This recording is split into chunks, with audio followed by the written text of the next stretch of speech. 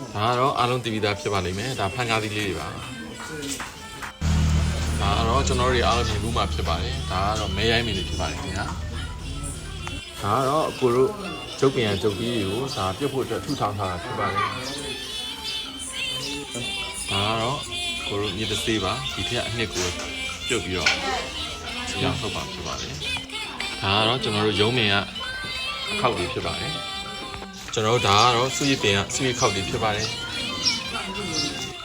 ကျွန်တော်တို့ဒီဝါကောကနေပြီးတော့အစင်းစင်းဖြစ်လာတဲ့ဒီချီမလေးကိုခြေထဲမှာ9ရက်ခန့်ဆင်းရတာဖြစ်ပါတယ်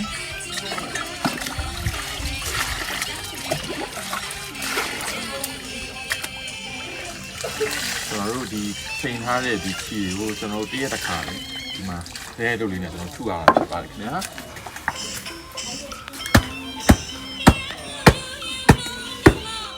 ခဏလေးကျွန်တော်တို့ရေချိန်ထားတဲ့ဒီခြေကို15မိနစ်ခန့်ဆက်ပြကြတယ်ကျွန်တော်ပြုတ်ရတာဖြစ်ပါတယ်ခဏတော့ကျွန်တော်တို့ပြုတ်ထားတဲ့ခြေကိုကျွန်တော်ရင်းညှိရပါတယ်ခင်ဗျာခဏတော့ကျွန်တော်တို့တော်ရီရဲ့စူးစောင်းထားတဲ့ဆွေးခေါင်လေးကိုတင့်တော်တဲ့အနေအထားပြအောင်ကျွန်တော်တို့ခုတ်ပြီးတော့ပြုတ်မှာဖြစ်ပါတယ်ကျွန်တော်တို့ဒီခုနကတော့စူးစောင်းထားတဲ့ကျွန်တော်ဒီဆွေးတွေကိုဆွေးခေါက်လေးကိုပြုတ်မှာဖြစ်ပါတယ်ဒါတော့ကျွန်တော်တို့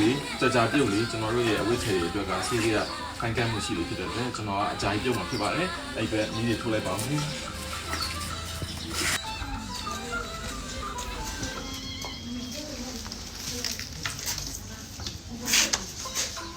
ကျွန်တော်ဒီပြင်းလေးနဲ့ကြာလေးပြုတ်ထားတဲ့အတွက်ကျွန်တော်လိုချင်တဲ့ quality အရေးသွေးလေးရပြီလို့နားနေဒီဆိုရအောင်မယ်ခင်ဗျာကျွန်တော်တို့ခုနကတော့ပြုတ်ထားတဲ့ဒီစုရခောက်ပြုတ်ရည်တွေကိုပေါ့နော်ကျွန်တော်ဒီချီတွေကို9ရက်ခန့်စိမ့်မှာဖြစ်ပါတယ်ကျွန်တော်တို့ရဲ့အထည်အရည်သွေးနော်ပို့ပြီးတော့အယောင်ကြီးလောက်အောင်ခိုင်ခန့်အောင်လို့အတွက်ချုပ်စည်းအနေနဲ့ကျွန်တော်စားနဲ့ကြောက်ချင်တဲ့ချုပ်စည်းနဲ့ထည့်ပြီးရေစိမ့်ပြီးတော့ပြန်လမ်းမှာဖြစ်ပါတယ်ဒါကတော့ကျွန်တော်တို့ဖန်ကားသီးပြုတ်ရည်နဲ့စိမ့်ထားတဲ့ချီတွေဖြစ်ပါတယ်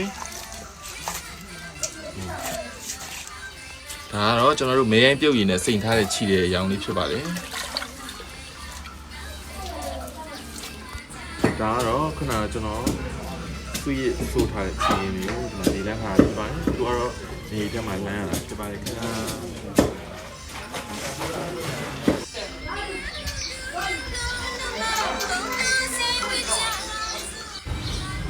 ကျွန်တော်နေလမ်းခါတဲ့ခြေကိုချပုတ်ဖို့အတွက်ကိုဒါအခုကချီချနေရဖြစ်ပါတယ်ခင်ဗျာကျွန်တော်ချီချထားတဲ့ရောင်လုံးလေးတွေကိုချပုတ်ဖို့အတွက်တော့အစင်းသင်းဖြစ်နေပါပြီခင်ဗျာတော့ကျွန်တော်တို့ရောင်စလေးနှစ်ရောင်သတ်မှဖြစ်တဲ့အတွက်ရောင်စလေးချပုတ်နေပါပြီခင်ဗျာ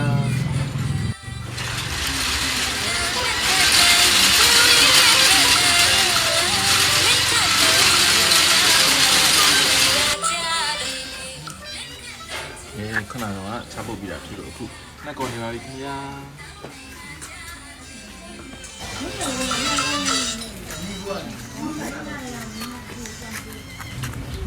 တက်ကော်ပြီးတော့ပြသွားပေါက်နေပါပြီခင်ဗျာ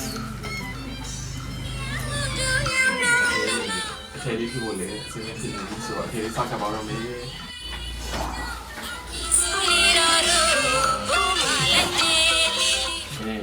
အထည်လေးလည်းခတ်နေပြီဆိုတော့မကြခင်မှာလုံကြီးလေးဖြစ်ပါတော့မယ်ဒီလုံကြီးလေးတစ်ထည်ဆိုရင်9ရက်ကြာမှဖြစ်ပါတယ်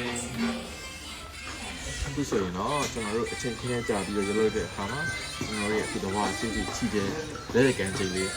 ထွက်လာပါပြီခင်ဗျာဒီလိုမှပါ